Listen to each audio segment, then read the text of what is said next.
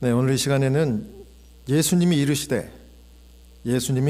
이르시되 라는 제목으로 하나님 말씀 증거하겠습니다. 먼저 히브리서 11장 6절을 우리 함께 같이 봉독하겠습니다. 히브리서 11장 6절 시작. 믿음이 없이는 하나님을 기쁘시게 하지 못하나니 하나님께 나가는 자는 반드시 그가 계신 것과 또한 그가 자기를 찾는 자들에게 상 주시는 이심을 믿어야 할지니라. 아멘. 예수님은 저와 여러분이 우리가 다 큰 믿음 가지고 승리하는 삶 살게 되기를 원하십니다. 이 성경의 사복음서에 보면 예수님이 이르시되 혹은 가라사대 이렇게 말씀하실 때 이 말씀한 것을 살펴보면 다 그때그때 그 사람들의 믿음의 형편을 따라서 그 상태를 보시고 이르시되 가라사대 그렇게 말씀하셨습니다. 오늘 저는 이 제자들에게 또 그들의 믿음의 상태를 보시고 세 가지 다르게 말씀하신 예수님의 이르시되를 좀 살펴보려고 합니다.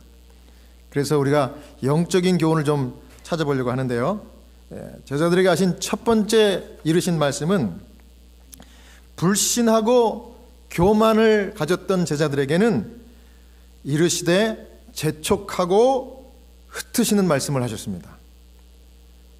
자, 불신하고 교만한 제자들에게는 재촉하고 뭐 하시는 말씀 하셨다고요? 흩으시는 말씀을 하셨어요. 마태복음 14장 22절을 제가 읽겠습니다. 예수께서 즉시 제자들을 재촉하사 자기가 무리를 보내는 동안에 배를 타고 앞서 건너편으로 가게 하시고.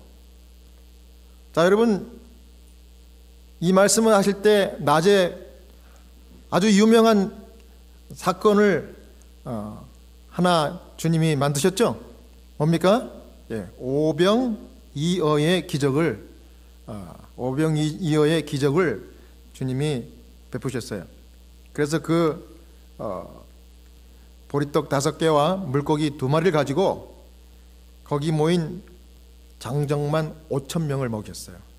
그래서 여자와 어린아이까지 합치면 몇 명 추상합니까? 2만 명을 우리가 추측을 할 수 있습니다. 2만 명을 먹이셨어요. 그래서 사람들이 감명을 받았겠습니까? 사람들이 감명을 받은 정도가 아니라 이 5,000명을 먹인 기적 이전까지 주님이 병자를 고치시는 기적을 보고는 사람들마다 이 기적이야말로 메시아가 아니면 이런 기적을 베풀 자가 없다. 아주 그렇게 탐복을 했는데 5,000명을 먹이는 기적을 베풀었을 때는 거기 모인 2만 명의 모든 사람들이 다 감동을 받았어요. 왜? 2만 명이 다 그 기적의 떡과 물고기를 먹었어요, 안 먹었어요? 먹었기 때문에 그 먹고 난 다음에 이 감동과 기적은 정말 그 자리가 폭발할 정도였습니다. 그 사람들이 이것을 먹으면서 동시에 똑같은 생각을 했습니다. 이분이 틀림없는 메시아구나. 이분이야말로 이 로마 나라에서 우리 유다 백성들을 해방시킬 그런 위대한 왕이구나. 아주 다 그렇게 믿었어요. 그래서 아주 삽시간에 이 음식을 먹으면서 분위기가 확 달아오르더니 예수님의 이름을 부르면서 막 군중들이 막 열광을 하는 것입니다. 그럴 때 이 제자들은 또 어떻게 했을까요? 6월절에 모인 이 사람들에게 기회다, 기회.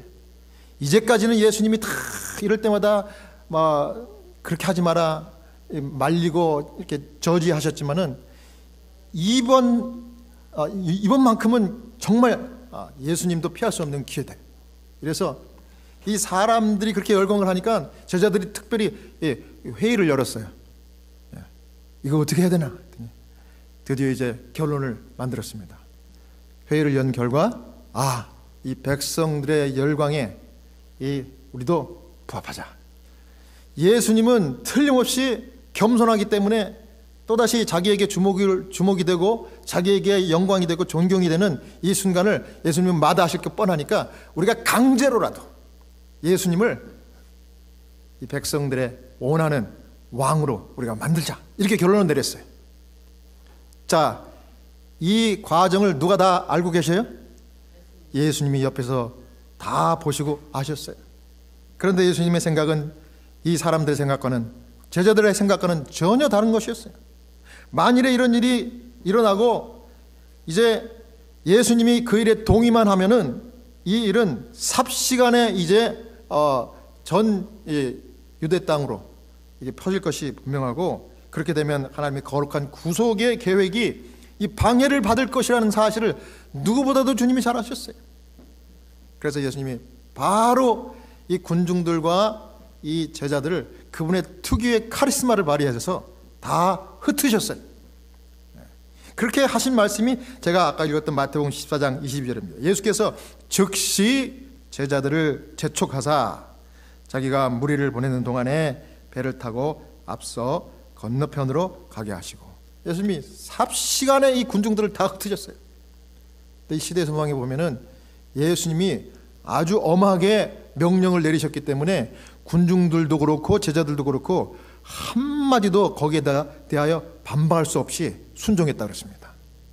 그래서 군중을 이제 이제 집으로 돌려 보내면서 제자들에게는 빨리 배를 타고 건너편으로 건너가서 거기서 나랑 만나자. 그래서 제자들을 보냅니다. 제자들이 이 예수님의 명령에 거역할 수 없어서 이제 그 자리를 뜨긴 했지만 즉시 뜬 게 아니더라고요. 시대사명에 보면 8시간을 지체했대요. 그래서 해변에서 날이 어둡기까지 예수님의 명령이 떨어진 다음에 8시간을 지체하면서 예수님이 같이 그래도 자기들이랑 같이 가기를 원해서, 그래야 자기들이 또 가는 곳마다 또 사람들은 모을 거 아니에요. 그런데 예수님이 안 오시는 거예요. 예수님은 반대편으로 가서 뭐 하셨어요? 산으로 가서 기도하셨어요. 기다려도 8시간 동안 안 오시는 겁니다. 마지못해 할 수 없어서 날이 어두워지니까 이제 배를 타고 가다가 이제 풍랑을 만나는 것입니다. 여러분, 인간의 생각과 계획이 참 훌륭해 보여도 이 신앙생활, 믿음 생활에서는 인간의 계획과 이 생각이 많은 부분 걸림돌이 됩니다. 그래서 거창한 계획과 생각이 인간을 교만하게 하고 또 그 영광을 하나님이 받는 것이 아니라 인간에게 돌리는 것입니다. 그러면 누가 불편해 하셔요? 우리 하나님께서 불편해 하시는 겁니다. 이게 불신의 증거입니다. 여러분, 우리가 믿음 생활 잘 하다가도 이 불신이 생기는 때는 우리의 마음 가운데 교만한 마음이 생길 때입니다. 우리의 마음 가운데 이렇게 하면 좀 할만해, 해볼 수 있겠어, 이런 생각이 드는 순간 누구를 멀리하게 되는 거예요? 하나님을 뒷전으로 하는 겁니다.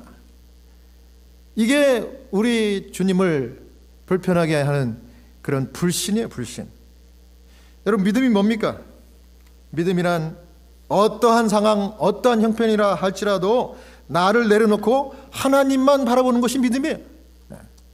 주님은 그것을 우리에게서 찾아보시고자 하시는 겁니다. 여러분, 교만한 마음 갖고 사람들이 의기투합해서 정말 우리끼리 잘 해보자 했을 때마다 하나님은 이것은 불신이고 이것은 교만이라고 해서 개입하시는 그런 사건들이 성경에 많이 나와요. 그 최초에 하나님이 개입하신 사건이 창세기 11장 4절에 나오는데, 그 유명한 뭡니까? 노아 홍수 이후에 이 물로 다시는 이 세상이 멸망하더라도 우리는 살아나야겠다 해서 뭐를 지으려고 했어요? 바벨탑을 지으려고 했습니다. 아주 그때 당시에 제일 이 세상에서 높은 이 빌딩, 고층 빌딩을 우리가 세우자 그랬습니다. 그래서 사람들이 다 모였는데 뭐라고 얘기합니까? 창세기 11장 4절에 또 말하되 자, 성읍과 탑을 건설하여 그 탑 꼭대기를 하늘에 닿게 하여 우리 이름을 내고 온 지면에 흩어짐을 면하게 하자 하였더니, 그래서 즉시로 하나님께서 내려오셔서 창세기 11장 7절에서 8절입니다. 우리가 내려가서 거기서 그들의 언어를 혼잡하게 하여 그들이 서로 알아듣지 못하게 하자 하시고 여호와께서 거기서 그들을 온 지면에 흩으셨으므로 그들이 그 도시를 건설하기를 그쳤더라. 자, 교만을 하나님이 뭐 하시는 거예요? 흩으시는 거예요. 자, 불신과 교만은 하나님이 재촉해서 흩으십니다. 이거 항상 기억해야 돼요. 우리가 믿음 생활 잘 하다가도 내 자신이 좀 우쭐하게 생각되고 이거 정말 내가 잘했다 하는 마음을 갖는 순간 주님이 우리를 재촉하시고 흩으시는 줄로 여러분 믿으시기 바랍니다. 예. 우리 삶 가운데 주님이 개입하셔요. 왜? 저와 여러분들을 바른 길로 이끄시기를 원하시니까. 그래서 하나님이 제일 싫어하시는 것이 불신과 교만이에요. 그 마태복음 14장 23절입니다. 자, 예수님께서 이제 군중들을 다 돌려보내시고 제자들을 재촉해서 저쪽 건너편으로 건너가거라, 거기서 보자. 그러고 난 다음에 주님은 어떻게 하십니까? 23절, 무리를 보내신 후에 기도하러 따로 산에 올라가시니라. 저물매 거기 혼자 계시더니. 기도하러 가셨어요. 혼자 산으로. 그런데 이 기도하러 가셔서 어떤 기도를 드리셨는가? 시대소망에는 이와 같이 설명합니다. 그분께서는 여러 시간 동안 계속해서 하나님께 간구하셨다. 그 기도는 자신을 위한 것이 아니라 사람들을 위한 것이었다. 그분께서는 사단이 사람들의 이해력을 어둡게 하여 판단을 그르치지 못하도록 당신의 사명의 거룩한 본질을 그들에게 드러낼 능력을 얻기 위하여 구하셨다. 구주께서는 지상에서 봉사하실 기한이 거의 끝난 것과 당신의 구주로 영접할 사람이 매우 드물 것을 아셨다. 괴롭고 투쟁하는 심령으로 그분은 제자들을 위하여 기도하셨다. 그러니까 불신과 교만의 마음을 흩으시려고 군중들과 제자들을 다 보내시고 난 다음에 주님은 따로 산에 가셔서 그 연약한 믿음을 가진 제자들을 위하여 기도하셨고 사람들을 위해서 기도했다고 그랬어요. 그래서 저 사람들의 영적인 눈이 밝아지도록 해달라고 기도한 겁니다. 그러니까 주님이 이와 같이 우리의 연약한 믿음을 위해서 기도한다는 것 사실이 얼마나 우리에게 용기가 되는지 모릅니다. 여러분, 우리가 기도하려고 해도 기도할 수 없는 그 육체적인 어려움 가운데 혹은 정신적인 어떤 스트레스 가운데 있어서 기도가 안 나올 때도 누구는 기도하셔요? 우리 예수님께서는 저와 여러분들의 이 영적인 유익을 위하여 기도하시는 거예요. 로마서 8장 34절에 누가 정죄하리요? 죽으실 뿐 아니라 다시 살아나신 이는 그리스도 예수시니 그는 하나님 우편에 계신 자요 우리를 위하여 간구하시는 자신이라. 아멘. 네. 이와 같이 보이지 않는 뒤에서 저와 여러분들을 위해서 기도하시는 주님 감사하시고, 또 우리도 기도할 수 있을 때 연약한 믿음을 가진 자를 위해서 기도하고 또 여러분 자신들을 위해서 또 간구할 수 있는 여러분 다 되시길 바랍니다. 그 다음에 예수님이 이르시되, 두 번째는 연약하고 겁내면 예수님이 이르시되 안심하라 두려워하라 그렇게 말씀합니다. 다시 얘기해서 내가 이제 연약하고 나는 아무것도 할 수 없습니다, 이걸 고백하면 주님이 찾아오시는 거예요. 주님을 붙들려고 하기 때문에 주님이 오시는 겁니다. 그러면서 하시는 말씀이 이르시되 안심하라 두려워하라. 어떻게 말씀하는지 마태복음 14장 24절에서 27절입니다. 배가 이미 육지에서 수일이나 떠나서 바람이 거스름으로 물결로 말미암아 고난을 당하더라. 밤 사경에 예수께서 바다 위로 걸어서 제자들에게 오시니 제자들이 그가 바다 위로 걸어오심을 보고 놀라 유령이라 하며 무서워하여 소리 지르거늘 예수께서 즉시 이르시되 안심하라 나니 두려워하지 말라. 아멘. 아까 제가 말씀드린 대로 제자들이 8시간을 해변에서 지체하고 날이 어두울 때까지 머물렀기 때문에 가다가 폭풍을 만난 겁니다. 시대서망에 보면 만일 제자들이 즉시 예수님이 말씀할 때 배 타고 건너갔으면 폭풍 안 만났대요. 그런데 8시간 지체하고 난 다음에 가다가 폭풍 만난 겁니다. 그래서 그 지체했다는 사실이 뭡니까? 주님의 말씀에 100% 순종하지 않았다는 말은 그들이 믿음이 지금 연약해졌다는 겁니다. 믿음이 약해졌다는 거예요. 그러니까 자기들의 생각에는 이게 아닌 거예요. 예수님이 저렇게 할 수 없는 거예요. 상식이 아닙니다. 예수님이 한마디만 예스 하면 되는 거예요. 근데 주님이 그 예스를 안 하시는 거예요. 너무 주님이 답답해요. 그 제자들이 불만이 싹 텄습니다. 그러다가 이제 갑자기 만난 폭풍은 이 평생을 업으로 단련된 이 제자들도 속수무책했다고 했어요. 갑자기 만나가지고 이 폭풍에 대책이 없었다고 그랬습니다.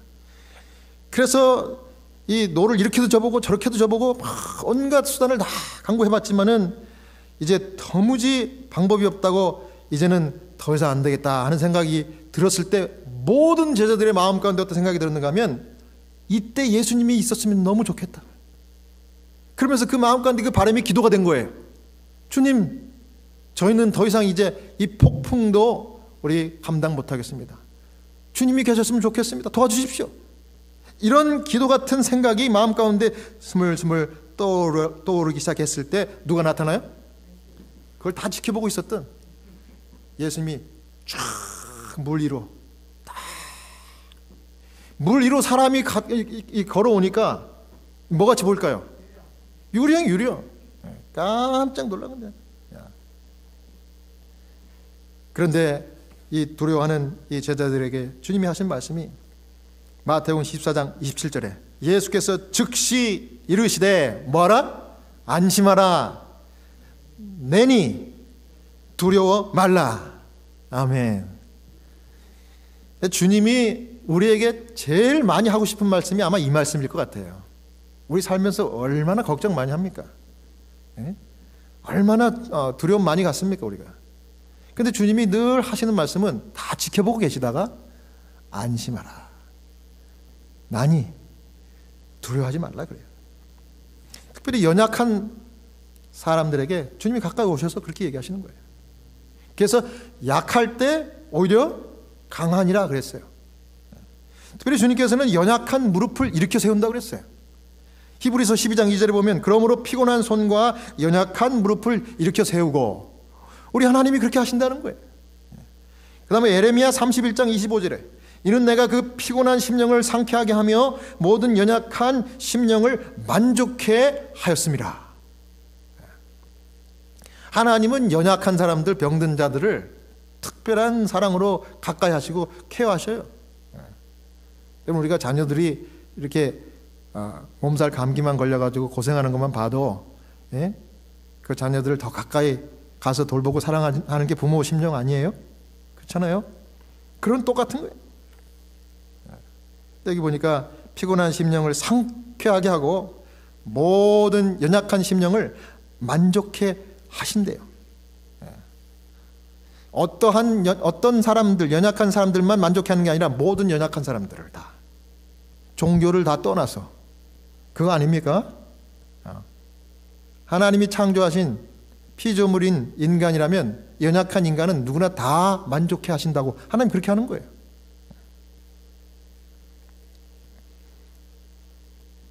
시카고에서 같이 채플린을 하면서 지난번에 한번 소개한 적이 있는데 제가 이분을 소개하는 이유가 이분 본인 자신이 자기를 그냥 다 공개해버려요.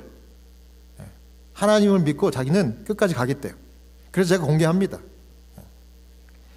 저보다 2살 아래에 있는 그 여자 채플린이에요. 시카고에서 그 병원에서 비에 하스피틀에서 훌륭하게 채플린 사역을 하시는데 암 말기 그 진단을 받은 거예요. 그래서 한국에 가서 수술을 받으려고 했더니 암이 다 빠졌다는 거예요. 수술 못 한대. 그래서 미국으로 다시 돌아와가지고 이제 키모테라피 요걸 시작을 하는 거예요. 그러니까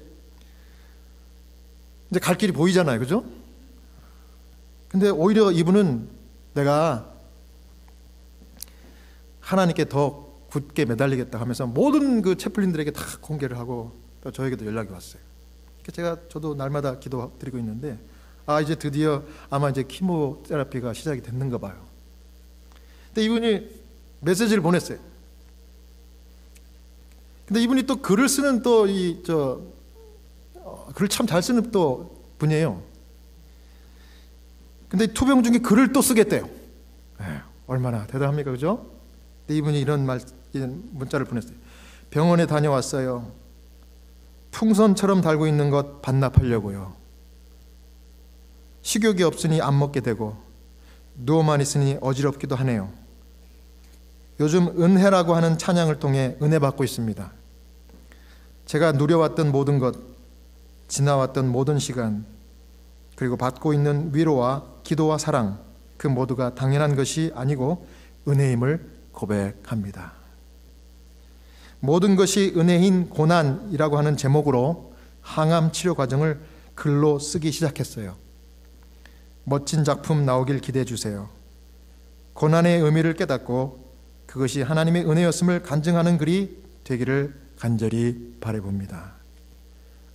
지금은 누군가 널 위해 기도하네 이 찬양을 들으며 기도해 주시는 분들을 생각하며 글쓰기를 하고 있습니다. 참 이 마음을 이렇게 터칭하는 그런 텍스트를 보내셨더라고요. 그래서 제가 또 하나님께 간절히 기도했습니다. 근데 모든 것은 하나님의 손 안에 있으니까 우리가 주님께 맡기는 거예요. 그래서 어떤 경우에는 우리가 하나님께서 우리의 구원과 우리의 믿음의 단련을 위해서 이런 고난을 허락하시기도 합니다.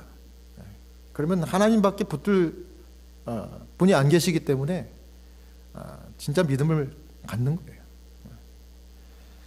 여러분, 오늘 주님이 허락하신 이 은혜의 시간들 당연한 것을 생각하지 마시고 정말 내가 혹시 연약한 믿음, 의심하고 또 두려워하는 그런 믿음을 갖지 않았는가 한번 점검해 볼 뿐만 아니라 가까이 계신 우리 예수님, 우리 하나님을 만나는 신실한 여러분 다 되시기를 간절히 바랍니다. 그 다음 마지막으로 예수님이 하신 제자들에게 주신 말씀은요, 이제 믿음을 붙들면 이르시되 예수님이 오라 하십니다.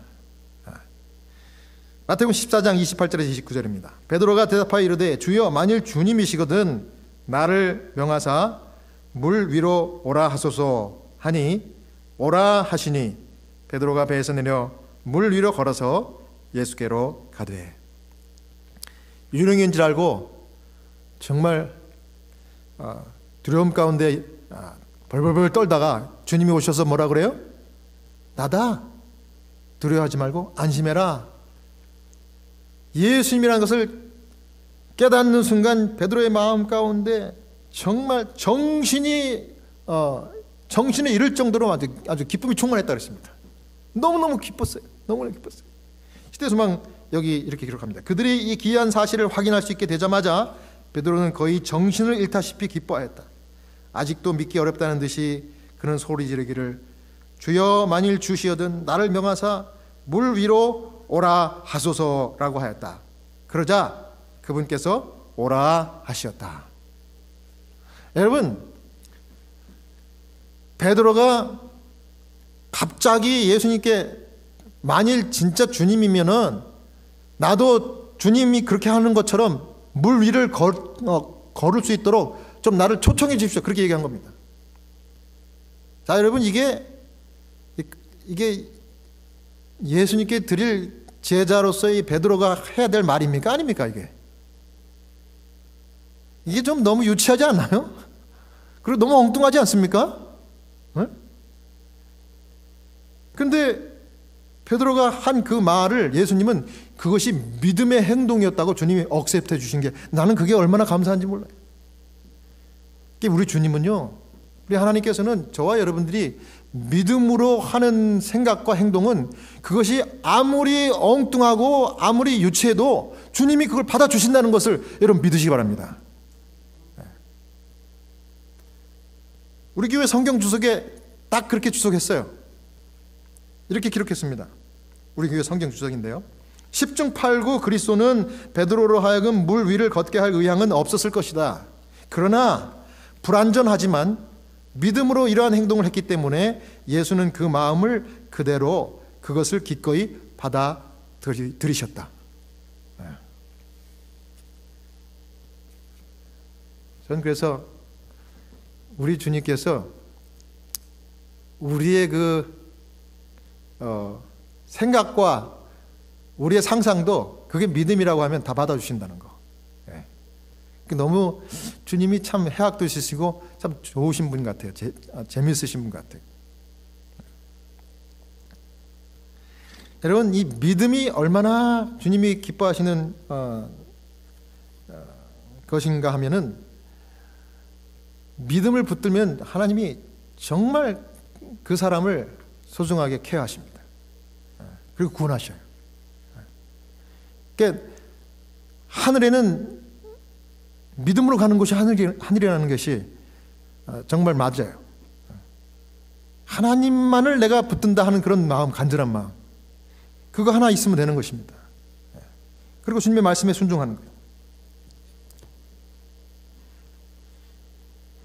이번에 제가 최근에 만난 60도 안 된, 저보다는 한 2살 많네요, 그죠? 58이니까. 이분이 뇌종양 말기 환자 호스피스 케어를 받는 남자분이에요. 백인 남자입니다. 근데 이제 그 와이프에게 전화해서 약속을 잡고 갔어요.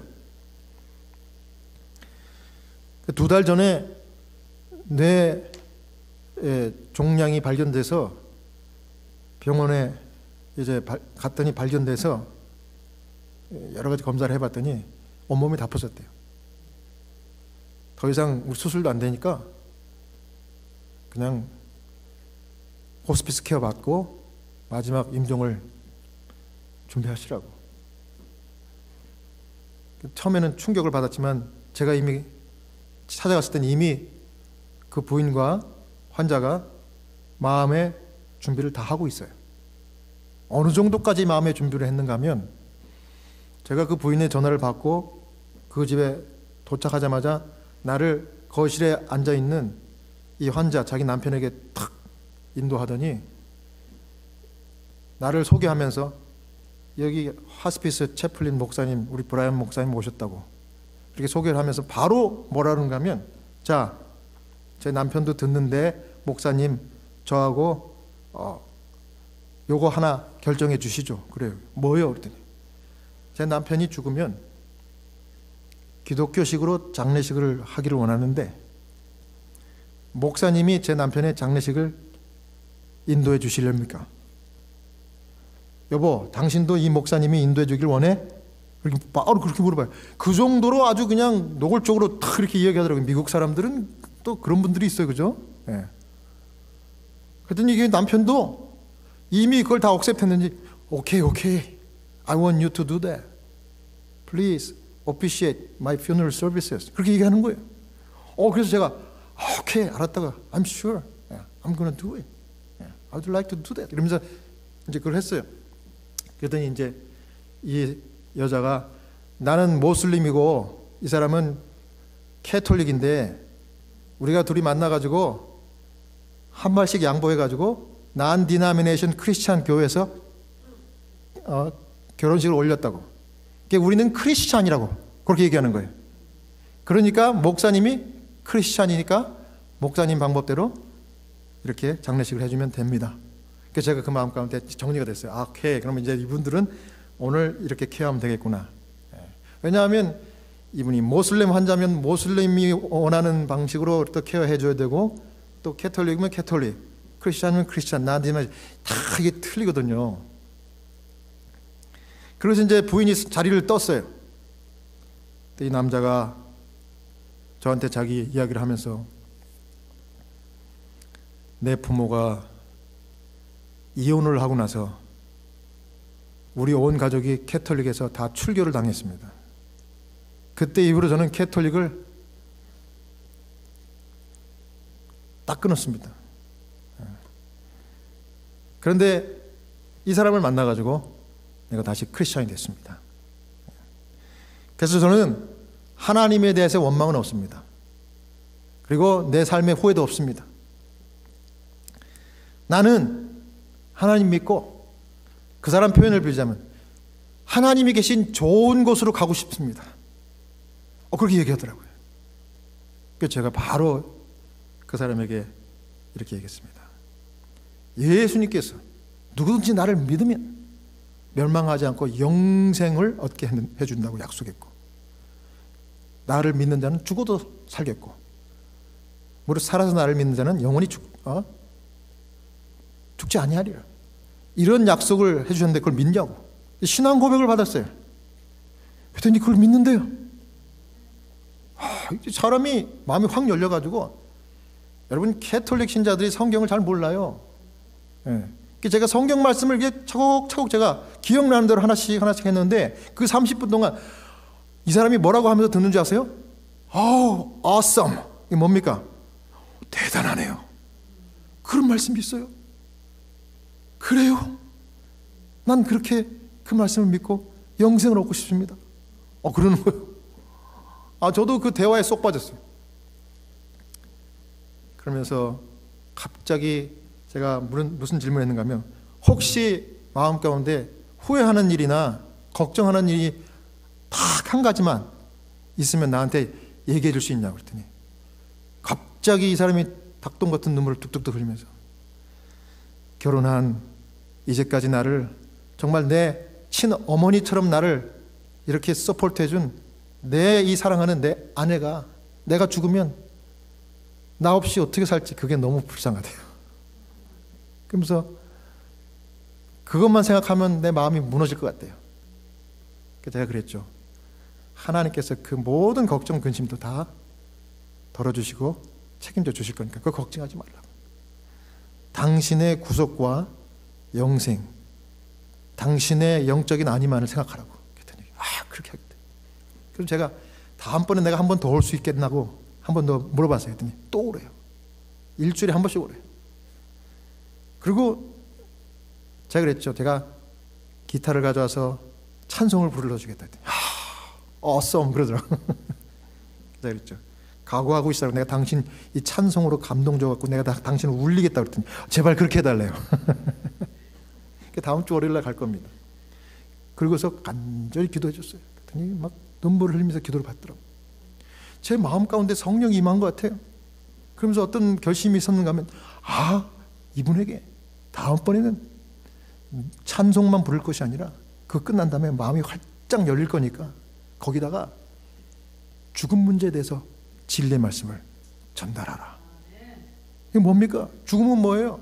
죽자마자 지옥불에 떨어진다든지 천국으로 바로 올라가는 것이 아니라, 그 혼령이 죽으면 무덤 속으로 가서 잠자는 것 같이 아무것도 모르고 있다가, 예수님 오시면 믿고 죽은 자들은 부활해서 천국 가고 믿지 않는 자들은 하나님의 심판을 받는, 이 죽음 문제가 얼마나 큰 위로와 용기가 되는 그 말씀 아닙니까? 그러니까 제가 그걸 가르쳐 주려고 그래요.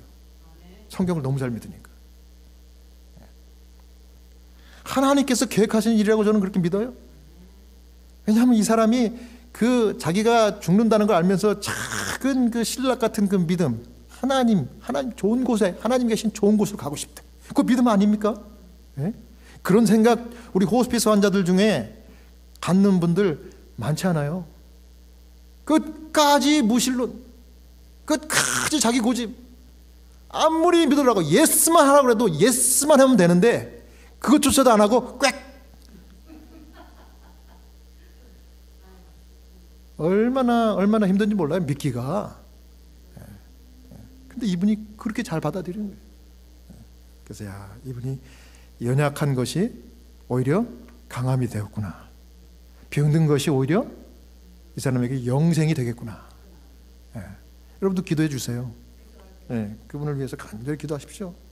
그러면 막 정신없는 환자도요, 제가 가서 이런 진리의 말씀을 탁 전하면요, 갑자기 정신이 돌아와가지고 나 기도해 주세요 이러고요, 아멘 그러고요, 하나님 그렇게 깨워주시더라고.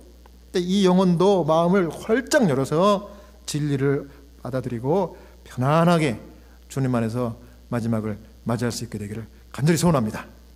사랑하는 여러분, 오늘 제가 말씀을 마치면서 다시 한번 여러분들께 호소하는 것은, 예수님이 우리의 믿음을 보시고 각각 다른 말씀을 하실 때가 있을 거예요.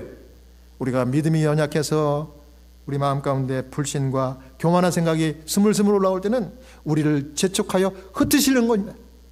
그런 고난이 올 때 주님 앞에 빨리 돌이켜서 돌아올 줄 아는 그런 믿음 가지시고, 또 우리가 속수무책의 어떤 역경이나 어려움 가운데 있을 때 우리 마음, 우리 생각으로 그것을 해결하려고 애쓰지 말고 정말 능력이 되시는 우리 주님께, 예수님께 바로 돌아와서, 주님, 나는 연약합니다, 나를 불쌍히 여기십시오, 이런 고백할 줄 아는 믿음을 가지시고, 또 마지막으로 우리가 그런 믿음을 붙들었을 때는 그 붙든 믿음 절대로 놓지 말고, 주님이 어린 양이 어디로 인도하든지 정말 끝까지 믿음으로 전진하는 신실한 여러분들 다 되시기를 바라면서 오늘 말씀 마치겠습니다.